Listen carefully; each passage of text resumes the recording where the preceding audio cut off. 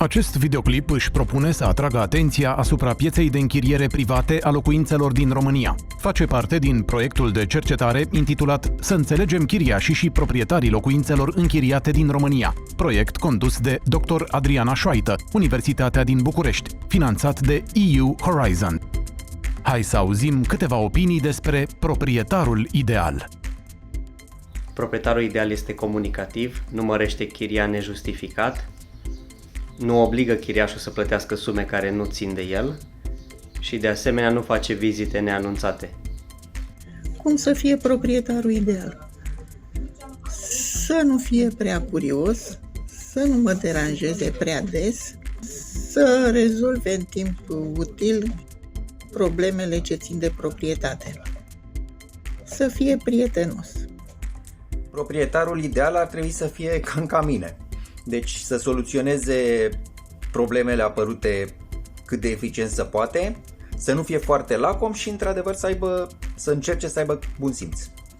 Pentru mine, proprietarul ideal ar fi un proprietar cât mai puțin implicat. Nu mi-ar plăcea în niciun caz să am vizite la proprietate, cum am mai auzit că se mai întâmplă, mai ales vizite neanunțate.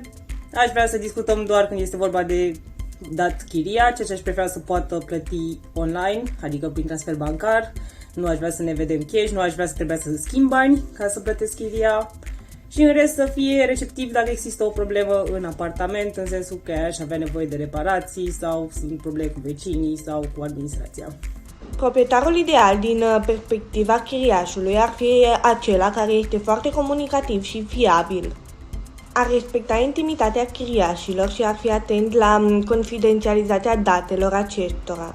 Proprietarul ideal ar fi responsabil și atent la întreținerea locuinței, ar asigura că toate reparațiile și lucrările sunt efectuate într-un mod regulat în ceea ce privește locuința închiriată și totodată ar fi deschis la modificări sau îmbunătățiri pentru a face locuința mai eficientă.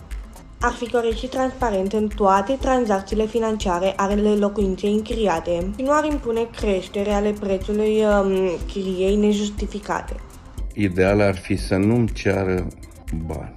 Ideal ar fi să-și plătească el tot ce consum eu, să fie maleabil, să nu mă streseze cu vizite, chiar dacă acolo mai sunt ceva mici deteriorări, să le suporte, că e un risc, dar în primul rând să nu-mi ceară bani.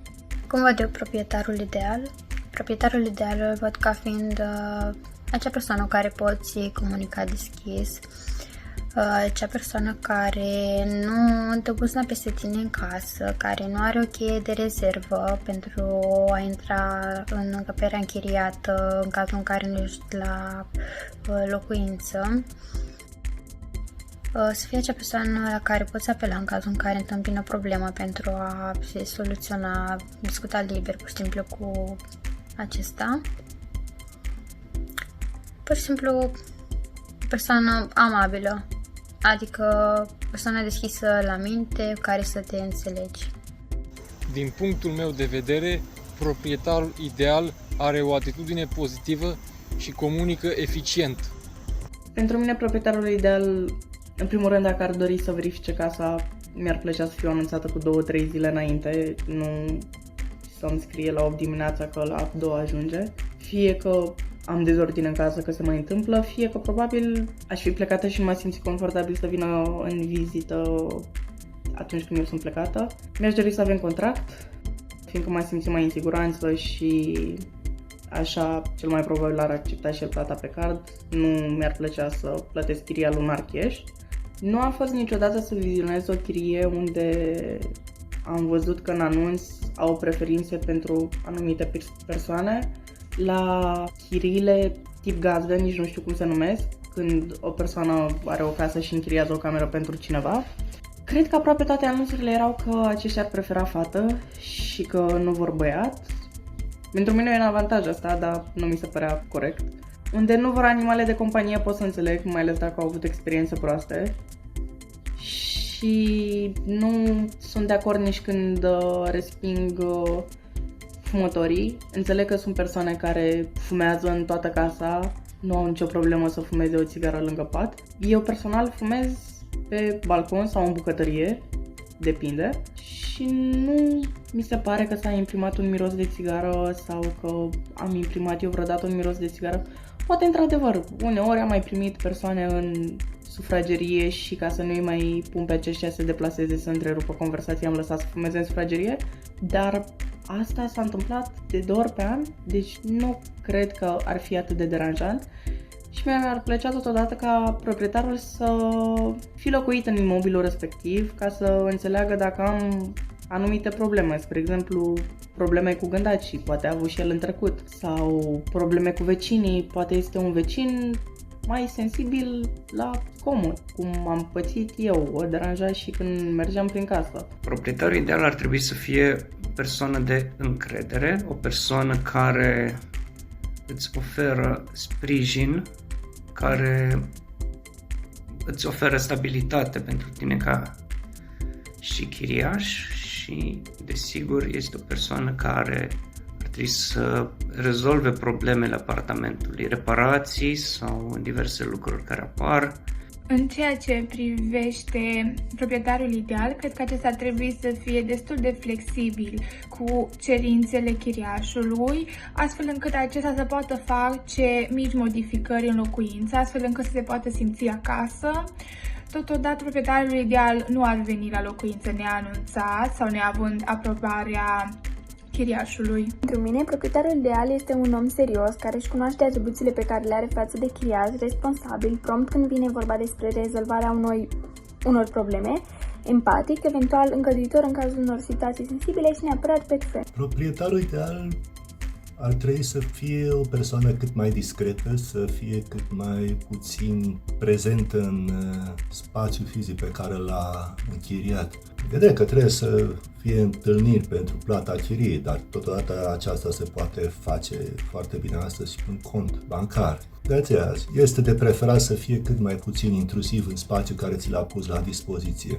Trebuie să fie o persoană care să fie abordabilă tot timpul, deoarece se pot ivi cazuri de urgență și trebuie să reacționeze în mod corespunzător și rapid. Orice defecțiune care apare și este sesizată ar trebui să fie remediată rapid, pentru că trebuie apartamentul să fie în condițiile perfecte. Ar trebui totuși un proprietar ideal să permită mici modificări în apartament, să poți să pui un tablou, să-l fixezi. E drept că nu trebuie să faci modificări masive în acel apartament, dar un tablouaj, să creezi un spațiu intim personalizat, ar trebui să-ți permită. Bineînțeles, un proprietar ideal este și acela care mai înțelege când și când că poți întârzia cu plata chiriei sau că ai unele probleme și nu poți să te achiți îndatoririle exact la timp. Pentru mine, proprietarul ideal este o persoană cu care mi-aș dori să nu-mi fie teamă să comunic, să-l sun indiferent de orice problemă apare și să-mi vorbească frumos, să nu ridice tonul și să nu fie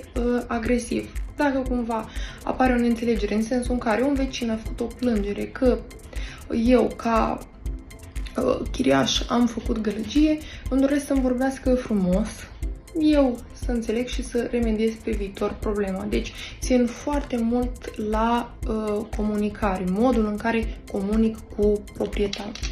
Completare proprietarul ideal, în afară de să-ți lase o chirie mică sau deloc, ar fi perfect, dar nicăieri în lumea asta nu găsești un om care să îți accepte ideea ta, adică să te țină pe gratis, că el prin chiria respectivă câștigă o sumă de bani, ceva acolo, știi. Proprietarul ideal este o persoană care știe să-și evalueze propria proprietate, în sensul în care pune un preț corect, decent pentru proprietatea pe care vrea să o dea înspre închiriere.